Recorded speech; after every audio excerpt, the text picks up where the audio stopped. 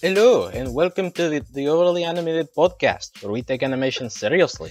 We talk everything animation here, including DuckTales, which we'll be getting into today. I'm your host, Alex Bonilla, and today I'm joined by Steve Zec. Hello. And Michelle Anderer. Hey. Please submit your thoughts as to my accent to open this show. You're just opening up to the wolves now. Yes, please insult my portrayal of Scrooge McDuck here. But we'll be discussing DuckTales today, particularly the latest episodes that aired on Saturday, September 23rd, Daytrip of Doom and The Great Dime Chase, which aired back to back. You can find more about this podcast at overlyanimated.com. There you can find our episode on the pilot episode of DuckTales, as well as coverage on other animated shows on Disney XD and other channels. You can subscribe to us on iTunes at overlyanimated.com/iTunes, or you can search for us on your favorite podcatcher, and we appreciate your star ratings and reviews. And so with that, we'll be diving into these two episodes of DuckTales. The last episode we covered was more of an introduction to the characters in the cast. Here we have one episode that seems a bit just like standard Saturday morning cartoon, another one that seems to introduce a lot more characters. So I guess we'll just begin by saying, of the two episodes, which one did you prefer, and like what stood out to you the most of these episodes? We'll go to Steve first. Which one did you prefer, and what stood out to you? Oh, I don't know. It's hard to choose because they both very important stuff. One introduces the Beagle Boys, and the other one sort of had more plot and introduced some other new characters. All I can say, though, in both episodes, Webby is MVP, man. She was just on point. Yeah. But I don't know. I guess I might lean more towards the first one. What's the name of that one?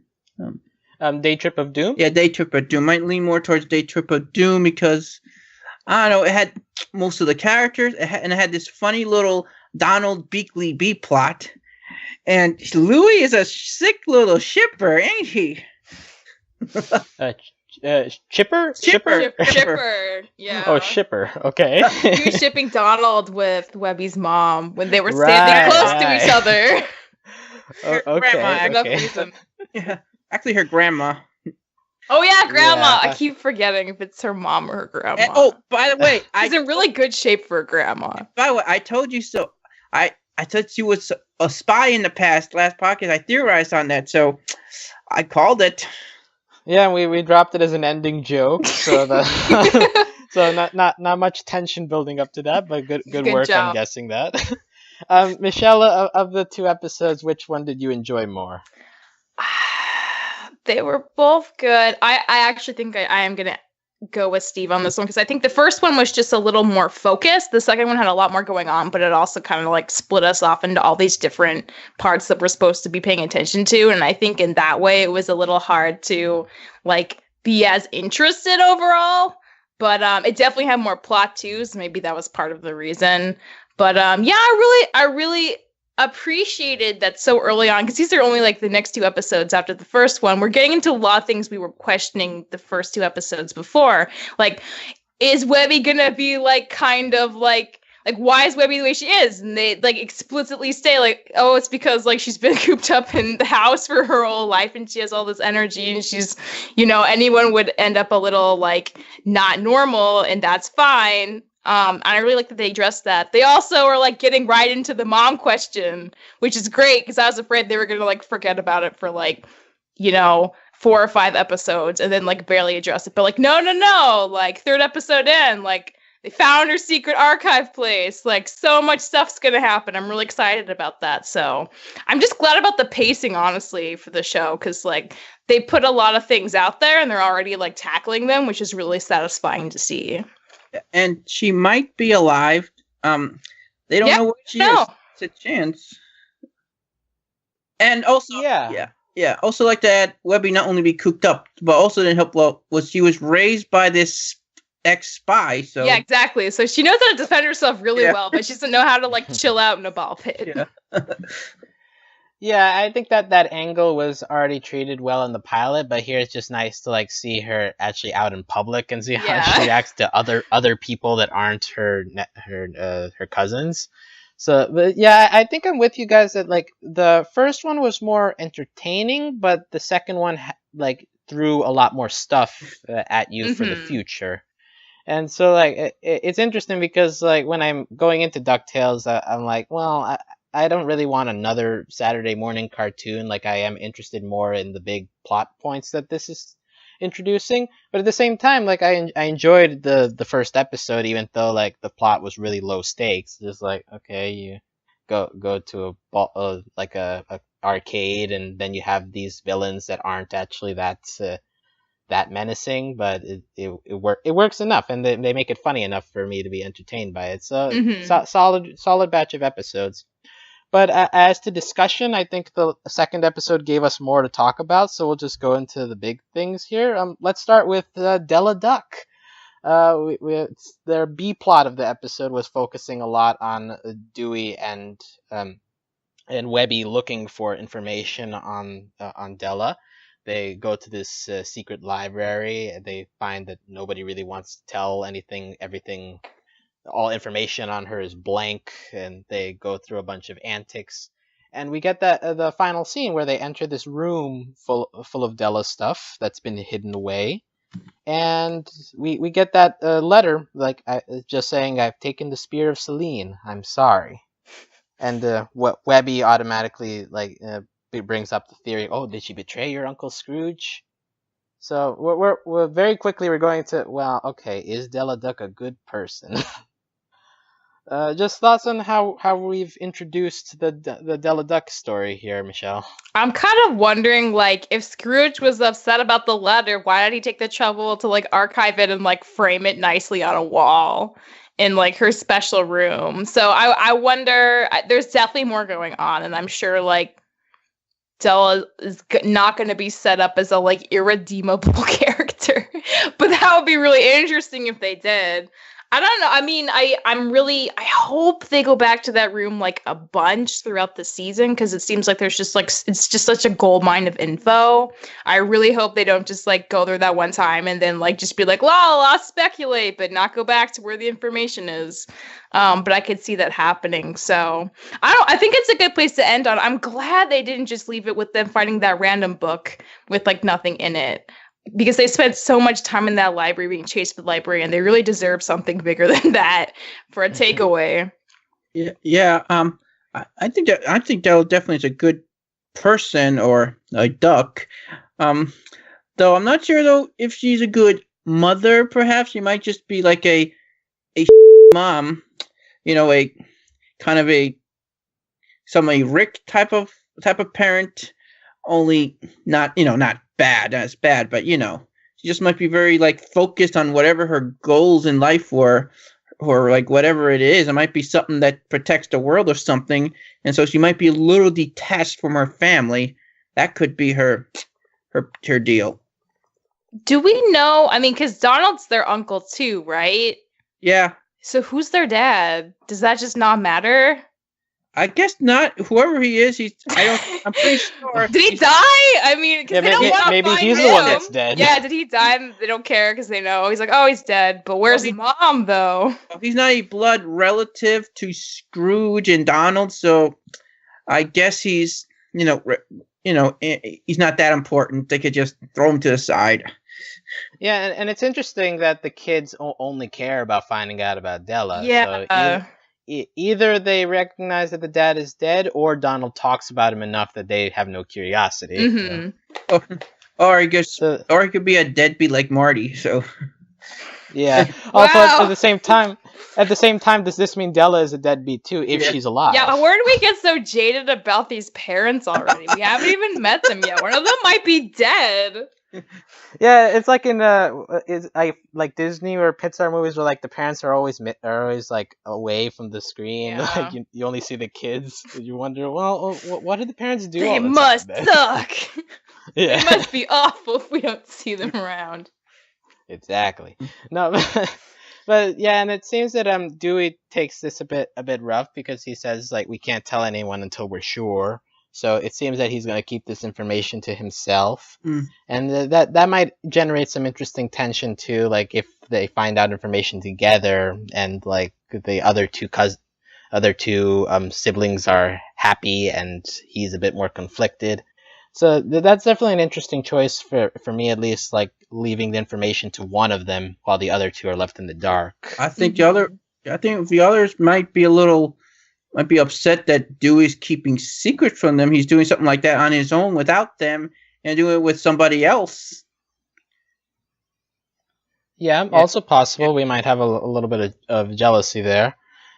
So yeah, we have the introduction of Della.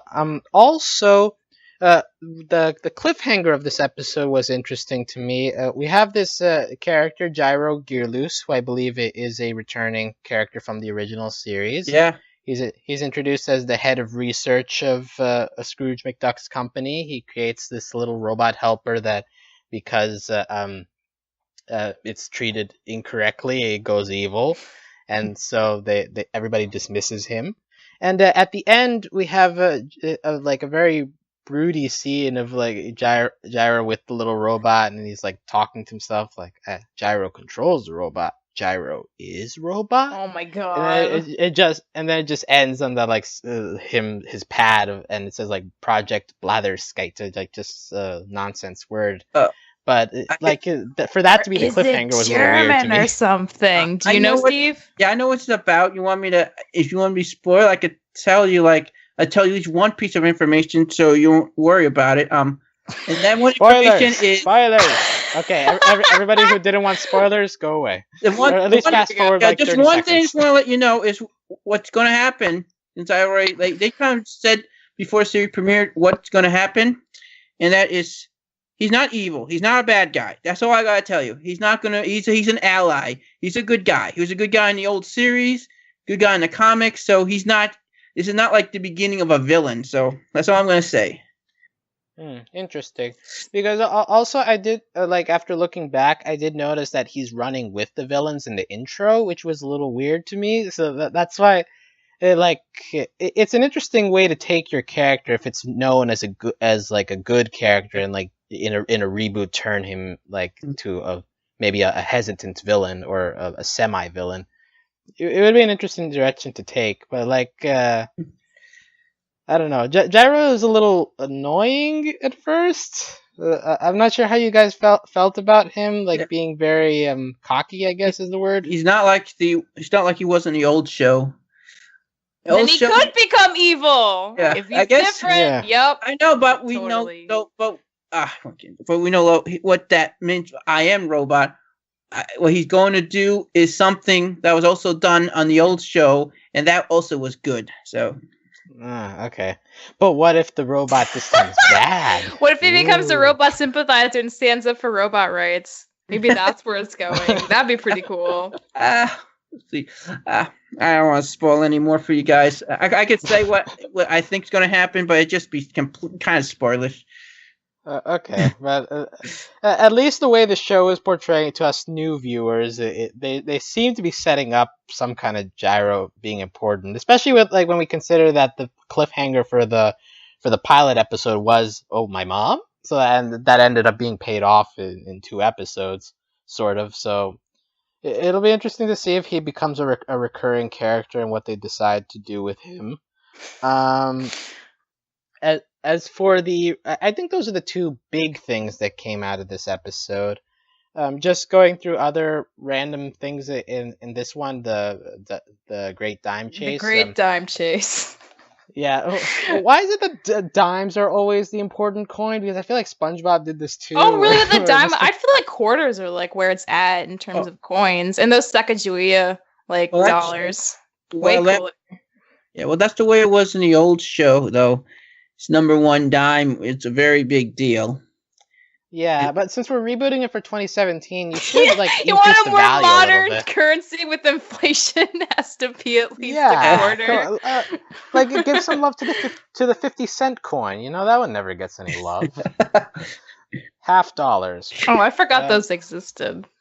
See, they need publicity. Nobody uses those. It's like the kind of special coin you get from the bank for no reason except to have it on a shelf. Yeah, I feel like Scrooge would have a collection of $2 bills. Yeah, too. like mint condition in those little like holder containers, the plastic ones. Well, here's one little interesting fact we found out is Scrooge has like a defense around his like money bin for against magic. That could be Yeah, something. that was a detail to drop. Yeah, and I know Yeah, because why. in the first episode there was like that they had the whole curses in the garage thing, so that just seems to be an element they're playing with in this show, even not as heavily. Oh, but there's magic. It's like it's a big deal for those who watch the whole show know what that means. But other Okay. thing I do like though, it changed from the old show is Scrooge. He had his most important dime with him. It was so important to him. In the old show, yeah, he would lose it all the time because he kept it away from himself. He kept it in like that glass case, so it so easily got lost. So he learned from his old version. So that's a good improvement on the new show. Good job. Now it's around his neck. Yeah, I think we all sympathize with Louis at being very annoyed when he finds that out at the end. I just think it's funny because at the beginning of the episode, he's just being like the laziest child, like especially with all those sodas, and then he had to run up so many stairs, and I was like, ha. Like a sixth sense. It was like, how those stairs? You got your exercise, you poor kid. Just wanted to be lazy. I don't know about you guys though. I just still this episode with here, Louis. I just can't get Panda out of my mind. I hear Panda when I hear him talk, and this latest episode for some reason. Are they the same person? Yeah. Oh, yeah. I haven't heard Louis Bear Bears in a while. Yeah. Yeah, but Louis is voiced by Bobby Moynihan. While Webby has become her own character, I don't hear Sadie in her. So now see she's so excited. Yeah. The thing for me in this episode, we got a lot more of Dewey, and like it finally clicked that he's the same voice as Rutabaga Rabinowitz from BoJack Horseman. Oh, I was like, so oh no, weird! It did not click for me. I'm gonna pretend you did not say that. Yeah, but it clicked for me, and I was like, oh, this is weird. But so it's still that's the risk of using famous voices, right? That you end up linking them to their other properties, but it's early in the show. We'll get used to them. It depends how the characters act because Louis was acting so lazy and something. I could just see Panda is acting like that if he wants to on certain days, just like either texting or something. It depends. Like if you act wholly different from your other famous characters, that helps. I did enjoy the running gag of him getting ads for Ottoman Empire, the show. Yeah. And, I think later he looks it up. I mean, he's looking up a YouTube video. It's like, ads, and it's just another one for the Ottoman Empire. So a great name for a show. HGTV should get on that. But let's see here. What else do we have in this episode? We also have an allusion to only Scrooge McDuck being able to dive into the money pit. I think they used that joke a little in the first episode already, but like I worked hard to perfect that skill, building muscle and dexterity. Sure. Makes sense though. The money would probably kill anyone else. Yeah. Yeah. We then also in the B plots with Dewey and Webby, we have this crazy archivist. What the? At first, I was like, "This is too much." Like Scrooge needs to fire her. But then when they were asking him about it, he's like, "No, she's been great. Just kept it safe for like 30 years." Like, yo, like he is kind of crazy. It would make sense he'd have a crazy like librarian too. And plus, she got the job done. I mean, she's pretty hard to get past, so mission accomplished, I guess. Yeah, crazy attracts crazy. Yeah. Yeah. Am anyone here shipping her and Gyro, the two crazy employees? I don't know. I mean, she's a bit older, but I guess it can work. She's not older. She just has glasses. She's probably like 30. Okay, maybe she needs a makeover, but you mean she just literally has to take off her glasses? Yeah, sure. Oh, that's basically a makeover in cartoons, no, this right? is not a 90s like high school movie. You can't just take off glasses and suddenly everything's fine. Fair enough. But yeah, so basically her entire personality was crazy, but she eventually sort of helps them, like letting them know that they have to organize things to get to the main room. And it's like, are you making us do this just to do your work? 50%! Yeah. 50%. That's a good one.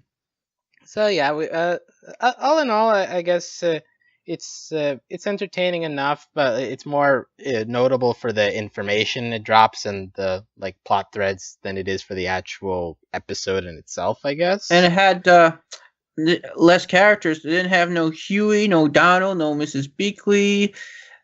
Very like half the cast pretty much was in this episode.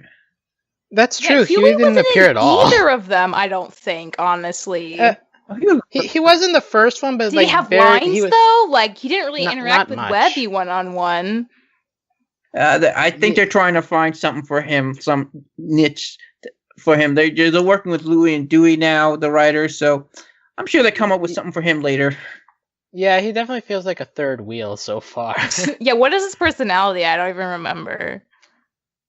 I guess like timid. Is that his? Is thing? that because blue shirt's like the like go getter and green shirt's like I don't know the chill. Like I don't know what's green shirt do either. He wears a hat. That's what red shirt does. Great, that's his personality. He wears a hat. That's all you need. Well, yeah. So we can go back to the first episode, Daytrip of Doom. We have they're beginning by playing war games, like Webby taking it totally seriously. Lots of interesting lines here. You're not a player, you're a pawn. Yeah, she's like so into it. I actually really enjoyed that. She was just like really intense. And they were like, whoa, please calm down. She's like, I can't! I'm too into it. She's so Mabel, man. She's so much like Mabel Pines. Certainly very hyper. Yeah. But it seems Scrooge has very little problem with this until he notices Donald taking a bath in his bathroom. Yeah, so it's really Donald that he has the biggest issue with, I feel. Yeah. So they have this house meeting, basically just saying MySpace is MySpace, and Miss Beakley, you do the rest, pretty much. So. And so we have from here it splits. We have on the one hand Webby getting taken out with the siblings to Funzo's Fun Zone. And then they have the little theme song they sing for it. The whole like hyper girl who has never left and like experiences society for the first time. Like I feel like I've seen it before, but like here it like at least the bus part was a little funny. I love the bus part, jumping around. Really Roxanne's back. Yeah, she returned. She's reading the Joy of Personal Space and had it she was flipping her book. Yeah. And but yeah, they get kicked out of the bus because she pulls the what do you call that thing? The brake cord? Cord, yeah. Cord. Yeah, the cord. All right, plus that much. I just call it a stop. I call it just stop signal, or I don't know what it's called. Yeah. I haven't used public transportation in a while. So. I saw that gag. I saw that gag in an episode of Dennis the Menace one time. Yeah, it feels like an easy joke, but it worked because Webby has no clue how buses work. Yeah, so. I liked how annoyed the bus driver lady was getting subtly, and eventually she was just like, I can't anymore. Please get off the bus. But eventually they decide to walk/run to the Fun Zone, which is like this arcade / play place type thing. First, it's Louie who tries to teach Webby how to get free cups. I love that there's this running thing about Webby being awful at lying. It's just really great. She's so bad. Oh yeah, I guess that was a thing in the he tried to make her right? lie to her mom on the phone, and she'd like mess that up too. She's just really bad at lying. Yeah, but I like the small joke where Louie is like trying to make a hand signal, like and stop she's talking. Like, kill him. Like raising the fork menacingly. She could do it too, probably. Yeah, she could. Oh yeah, as we definitely see later in this episode. But then she walks over to where Dewey is, and there's this Japanese ukulele game. Ukulele is having a renaissance in Western animation. Euchre Puke. It's actually a pretty great name for a guitar hero, essentially. I don't know. Do we need puke? For kids, puke is fun. I could see them really liking that. I mean, I never had fun puking. No, like actually, maybe like the concept of puking's great. Sure. Oh, you never actually puke. It's fun to watch others, but not do it yourself. Yeah, maybe you guys just take joy in seeing others suffer, but fine. Oh, you know one thing I haven't seen in a while. Maybe do arcades still exist? Are they really that present? Because I don't see that many arcades like I used to. I mean, they do, but they're very far between. Like there's like one in my town that I know of, and mine is a relatively big town, so. I see them either because it's like really trendy to have certain games, or they're like randomly in like movie theaters for some reason. Those are the two places. Yeah, in movie theaters you have like the Nook, right? Yeah, the Nook. They always have the Nook with all the arcade games. Yeah. Yeah, but like a place dedicated to this stuff, it's really hard to find these days. Yeah. I think. It's like it's like the torture of us right now. It's just a thing of the past. Yeah. In the U.S. at least, and maybe in other countries it might still be popular. Yeah, international viewers, let us know your arcade experiences. But... And if arcade is even the correct term for this, because it also seems to have like a ball pit and slides. Well, it's like a kid hangout place. It's like yeah, it's like a Chuck E. Cheese essentially. Sure. Yeah, I guess Chuck E. Cheese is the modern version of this, and there's still lots of those lingering around. But yeah, so we have Euchre Puke. Webby's Stranger Danger kicks in, and she shuts off the game and erases all of Dewey's records. Oh, but she was right. Her instinct was right. It was Stranger Danger. That was the Beagle Boys. So yeah, so let's get into that. We have these Beagle Boys who notice the kids. They're like, oh, so they're related to Scrooge McDuck. We can use them for ransom and all, and so they end up kidnapping them.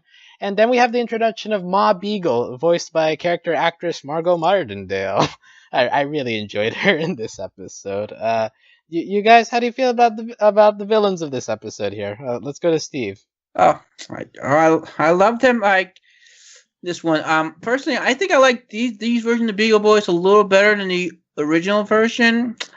At the very least, in the old show, one of the Beagle Boys, called Burger, he was really annoying.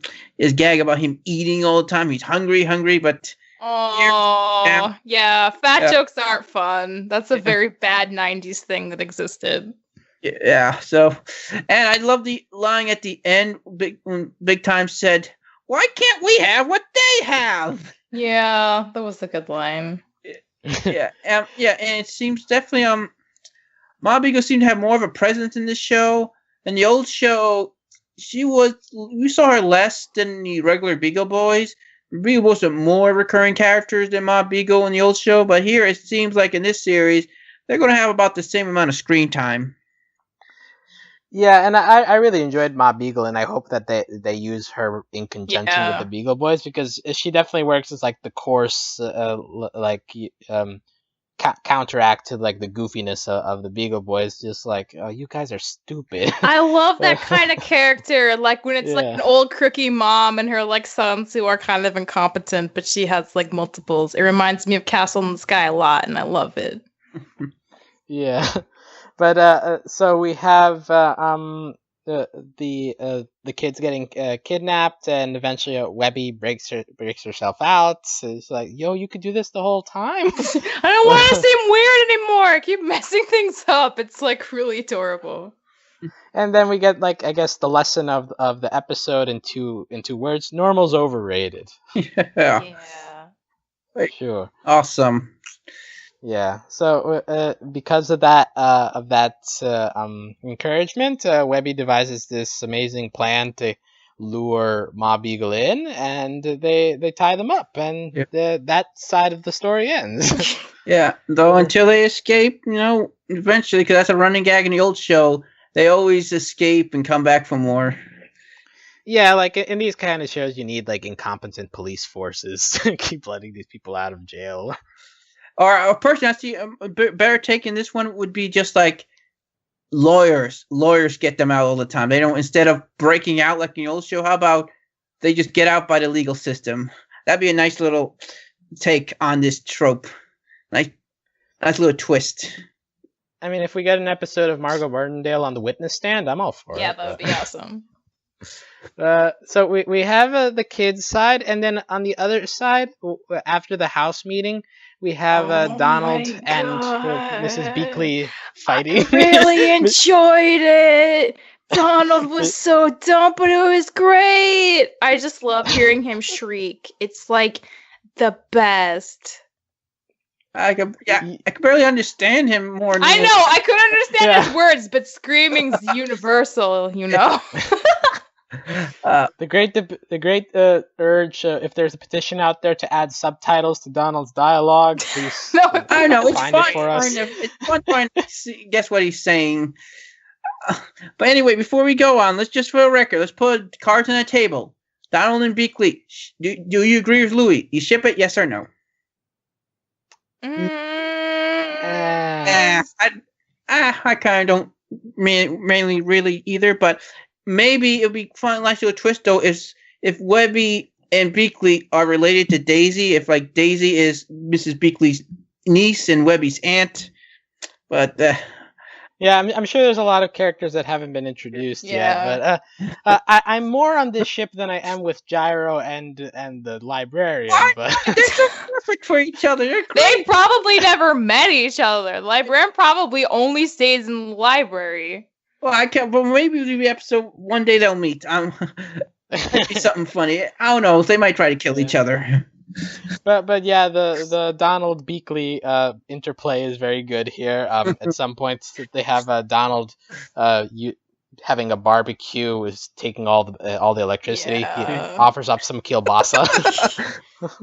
For some reason, I understood the word kielbasa coming out of him, but not nothing else. I also understood that word.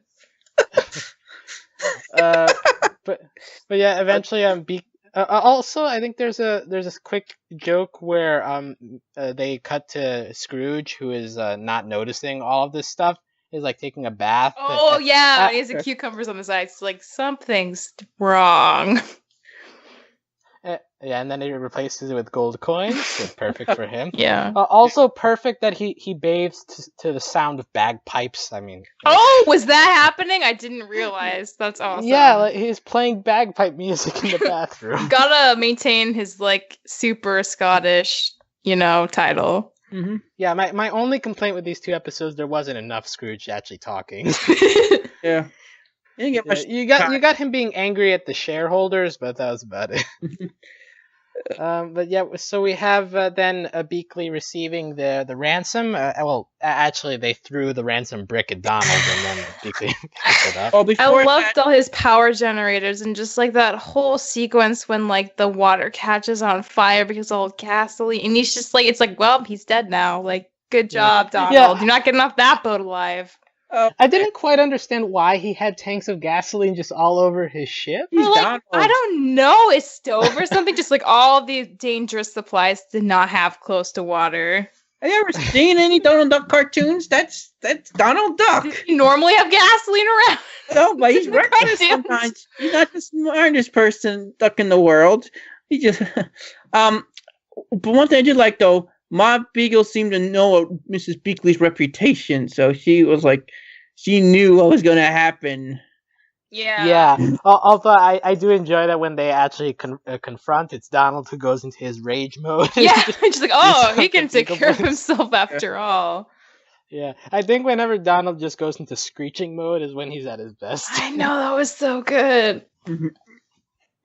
But yeah, so we have that, and they meet up with the kids who have already trapped Ma Beagle, and so they have a good laugh after Mrs. Beakley fixes his electricity, and he goes, how does someone who knows so much about electricity end up here? And Beakley, I'm a spy. You understood when he asked that? I just heard like, rah, rah, rah, rah, and just like, oh, it's a spy. And I'm like, oh, I guess he asked something in relation to that, but I had no idea what it was. I needed a second listen. What I heard was, how come you know so much about electricity for a housekeeper? Okay, well, see, See, I bet I understood the gist then. See, this is the trouble we get into if somebody did sub it out. Like, some people be like, no, these 3 words are wrong. You have to fix it. Like there would be a war, you guys. It's a very dangerous job to take on. I mean, subs versus dubs is already a war, so I can imagine the subs DuckTales versus subs dubs that are like not even working though. It's like even worse. Yeah. I'm just too bad you guys didn't see the preview for next week because let's tell you just there's shipping fuel for next week. That's what I'm gonna say. What? Okay, well, that's good enough for me. That's good enough for me. No one needs any ships ever at the end. No, I'm not talking about that weekly. I'm talking about just just shipping fuel for certain characters. Okay, well, we can at least read the titles. Upcoming, we have September 30th, this upcoming Saturday, the Beagle Birthday Massacre. So that would tell me that the Beagles are coming back for another episode. We have Escape 2/From Atlantis on October 3rd, a Tuesday. Wait, I could tell you that. That's just a repackage of the pilot. Oh, I was going to say, because they already went to Atlantis. Why are they going back to 2 episodes? They're just showing the pilot pretty much as 2 separate episodes. So it's a middle of the week. Pay no attention to that. Okay. And then October 7th, the following Saturday, we have Terror of the Terrafermians. Terrafermians? Terrafermians. Okay. Heard of them? No. Heard of them? Maybe they're new. Yeah. Wait a minute. I think I know who they are. Wait a minute. They also had so many episodes. It's easy to forget. Right. And I think the reboot has done a good job at inserting us into the world, even if we knew nothing about the world to begin with. At least for me, like I've dived in pretty well on this universe so far. But yeah, just to. I guess we can wrap up here. So all in all, our general impressions, these were good episodes, right? But do we think is improvement on the pilots about the same, or like any feeling on how these episodes feel? I think it's about the same for me. Like, I'm not noticing like a dip in quality. I think they're just like they're fleshing out certain characters more. I remember one of our fears was that Blue Shirt was getting like all the attention in the second episode, and it's kind of like, is he gonna be like the one of the 3 triplets that gets the most focus? But that's definitely not the case. It seems, which is good. It seems like they're spreading out the characters, having their own episodes pretty well so far. So, yeah, I'm pretty high still on this show. Yeah, I agree. Okay, cool. I agree. It's about the same. The quality is no real dip. It's like the first episode we got last Saturday. That's only like non-plot one, and I still enjoyed it. So that's a good sign. Definitely, like the humor for it being a non-plot episode was pretty on point. So that's definitely a good sign for the show's future. And yeah, I also think it was about the same as the pilot in terms of quality. I think the only thing that we should probably be looking out for is see what they do with Huey, the red shirts. The red shirt. What's gonna happen with red shirt? Yeah, what happened with him? So we'll have to see if he ends up getting a character episode at some point. Yeah. So yeah, if. On that note, we'll be looking forward to the next couple of episodes, and we'll have our Saturdays occupied. And we'll continue to follow DuckTales on this podcast. So you can find more about this podcast at overlyanimated.com. You can join us on Discord if you want to chat with us about DuckTales or any other animated topic you want to talk about. We still don't have our own page yet. Hope we don't get to one soon. Well, you can find us directly at overlyanimated.com/Discord. There you can find an invite link if you want to find us that way. Yeah. But you can also support us financially via Patreon at patreon.com/overlyanimated. We want to give thanks to all of our current patrons, especially our patron of the podcast, Lucas, a.k.a. Rocco. And thanks as always to our Patreon executive producers, John, Ryan, Steve, Andy, and yours truly. Before we leave, any final thoughts on anything?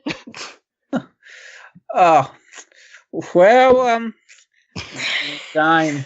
Scrooge, a dime more than a quarter in this world, it seems. It was his first dime, though. Yeah. It's like Mr. Krabs' first dollar. Everyone has their first something. You're in the shining shoes in Glasgow. Oh, and Yeah. and I never ever thought of shipping down on Beakley, and I don't ever want to think of that again. Thank you, Louis. Yeah, on that note to end on. Yeah, that's a bad note to end on, but yeah, so we'll keep talking about DuckTales in the future, and we'll see you next time. Thanks for listening. Adios. Bye. Bye.